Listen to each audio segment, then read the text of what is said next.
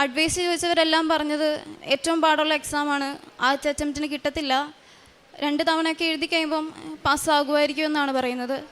പക്ഷേ ഉടമ്പടിയിൽ ഞാൻ പൂർണ്ണമായി വിശ്വസിച്ച് പ്രാർത്ഥിച്ചു. ഈ എക്സാമിന് പ്രിപ്പയർ ചെയ്യുന്നതിന് മുന്നേ ഞാനൊരു വചനം എഴുതി പ്രാർത്ഥിക്കുമായിരുന്നു. നീ അവരെ ഭയപ്പെടേണ്ട, നിൻ്റെ രക്ഷയ്ക്ക് നിന്നോടുകൂടെ ഞാനുണ്ട്, ജെറമ്യ 1:8. ഈ വചനം എഴുതി പ്രാർത്ഥിച്ചുകൊണ്ട് ഞാൻ ആദ്യത്തെ എക്സാമിന് പോയി. 2 എക്സാമും വളരെ ടഫുള്ള എക്സാമായിരുന്നു. എക്സാം ഹാളിൽ കയറി ഞാൻ ഉടമ്പടി വസ്തുക്കളും ഉടമ്പടി തൈലവും കാശുരൂപം ഡ്രസ്സിൽ സ്റ്റിച്ച് ചെയ്തിട്ടുണ്ടായിരുന്നു. എൻ്റെ സുഹൃത്തിന് ഞാൻ ഉടമ്പടി തൈലം വെച്ച് നെറ്റിയിൽ കുരിശ് വരച്ച് കൊടുത്തിരുന്നു. അങ്ങനെ ഉടമ്പടി വസ്തുക്കൾ ഉപയോഗിച്ച് ഞാൻ എക്സാം ഹാളിൽ കയറി.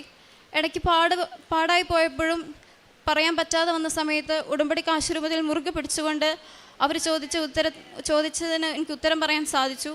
അങ്ങനെ എക്സാം ഹാളിൽ നിന്ന് ഇറങ്ങി. ആ എക്സാമിൻ്റെ ആദ്യത്തെ അനുഗ്രഹം എനിക്ക് കിട്ടിയത് 10 മണി തൊട്ട് 6 മണി വരെയുള്ള എക്സാമിന് എനിക്ക് 10 മണിക്ക് തന്നെ എക്സാമിന് അറ്റൻഡ് ചെയ്യാൻ പറ്റി. അത് തന്നെയായിരുന്നു ഏറ്റവും വലിയ അനുഗ്രഹം. വേഗം തന്നെ എക്സാം എഴുതി ഇറങ്ങാൻ പറ്റി. പിറ്റേ ദിവസം എക്സാമിന് കയറി, റൈറ്റിങ്ങിന് കയറി. എനിക്കറിയാത്തൊരു ടോപ്പിക്ക് വന്നു. ഉടമ്പടി ഉപ്പ് ഞാൻ എഴുതുന്ന പേപ്പറിൻ്റെ മുന്നിൽ വിതറിയിട്ടായിരുന്നു വിശ്വാസ പ്രമാണം ചൊല്ലി എഴുതിയത്. കറക്റ്റ് സമയത്ത് എഴുതി ഞാൻ കൊടുത്തു. റിസൾട്ട് വന്നപ്പോൾ ഒരു തടസ്സവും കൂടാതെ ഫസ്റ്റ് അറ്റംപ്റ്റിൽ തന്നെ എനിക്കത് പാസ്സാവാൻ പറ്റി. അത് കഴിഞ്ഞ് ഞാൻ സെക്കൻഡ് എക്സാമിന് സ്ലോട്ട് എടുത്തു. 2ാമത്തെ എക്സാം ഞാൻ എഴുതാൻ വേണ്ടി പോയപ്പം ഹോളി വീക്ക് കഴിഞ്ഞിട്ടുള്ള നെക്സ്റ്റ് വീക്കായിരുന്നു. ഹോളി വീക്കിൽ 7 ദിവസവും ഞാൻ ഉടമ്പടിയിൽ നന്നായിട്ട് പ്രാർത്ഥിക്കുകയും അതുപോലെ തന്നെ ഉപവാസം എടുത്ത് പ്രാർത്ഥിച്ചു.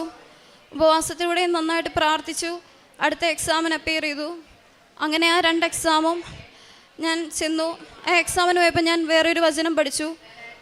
നിനക്ക് നഷ്ടപ്പെട്ടത് ഞാൻ 7 ഇരട്ടിയായിട്ട് നിനക്ക് തിരിച്ചു തരും, മുൻപത്തേതുപോലെ തന്നെ നിന്നെ ഞാൻ വീണ്ടും സഹായിക്കും എന്നുള്ള വചനം. ജോയൽ പ്രവാചകൻ 2:25. ആ വചനം എഴുതി ഞാൻ പ്രാർത്ഥിച്ചു. എക്സാമിന് അറ്റൻഡ് ചെയ്തു. ഏറ്റവും നല്ല മാർക്കോടുകൂടി 7 ഇരട്ടിയായിട്ട് അമ്മ മാതാവ് എനിക്ക് ആ എക്സാമിന് എന്നെ പാസ്സാക്കി. 100ൽ 90 മാർക്ക് തന്നി, ഏറ്റവും നല്ല മാർക്ക് തന്നി. 2 എക്സാമിനും എന്നെ പാസ്സാക്കി.